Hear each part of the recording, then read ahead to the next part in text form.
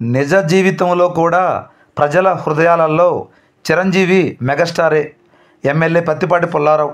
ఇక పూర్తి సమాచారం మేరకు స్వయం కృషితో భారతదేశ చలనచిత్ర పరిశ్రమలోనే మెగాస్టార్గా ఎదిగిన సినీ నటుడు చిరంజీవి నిజ జీవితంలో కూడా ప్రజల హృదయాల్లో విజేతగా నిలిచారని మాజీ మంత్రి చిలకలూరిపేట ఎమ్మెల్యే పత్తిపాటి పుల్లారావు పేర్కొన్నారు. ఒకవైపు నటన, మరోవైపు సేవా కార్యక్రమాల్లో ప్రేక్షకులకు వినోదం పంచడంతో పాటు అదే ప్రజలకు ఎప్పుడు అవసరమైన నేను ఉన్నానంటూ నిలబడ్డారని పేర్కొన్నారు.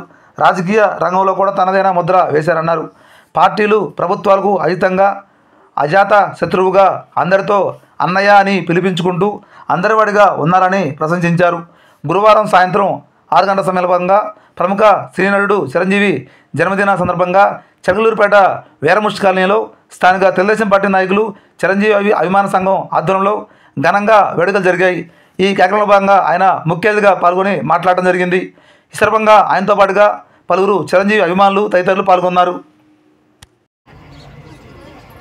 పేద ప్రజల పక్షపాతి, పేదల జీవితాల్లో ఒక మార్పు కోసం నిరంతరం ఆలోచించేటువంటి మెగాస్టార్ చిరంజీవి గారు వారి 69వ పుట్టినరోజుకి కాపు సంక్షేమ సంఘం అధ్యక్షుడు నరసింహారావు గారి ఆధ్వర్యంలో ఈ యొక్క ఏదైతే మురికివాడల ప్రాంతం ఉందో చిలకలూరిపేట పట్టణంలో ఈ యొక్క ప్రాంతంలో వీరముష్టి కాలనీ, ఈ కాలనీలో అతి నిరుపేదలు ఉన్నటువంటి ప్రాంతం.